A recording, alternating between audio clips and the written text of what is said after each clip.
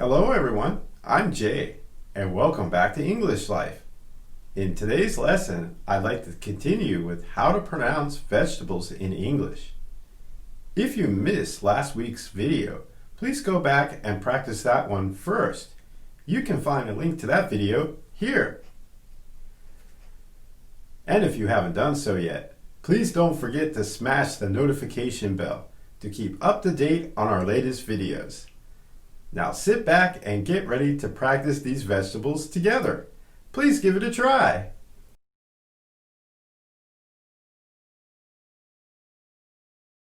Radish, radish, radish. Pumpkin, pumpkin, pumpkin. Squash, squash, squash. Zucchini, zucchini, zucchini. Eggplant, eggplant, eggplant. Snap peas, snap peas, snap peas.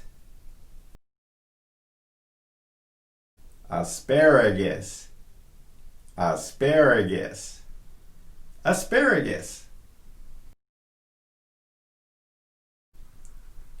Artichokes, artichokes, artichokes. Garlic, garlic, garlic. Mushrooms, mushrooms, mushrooms. Did you find this video helpful? I upload videos every week on English pronunciation.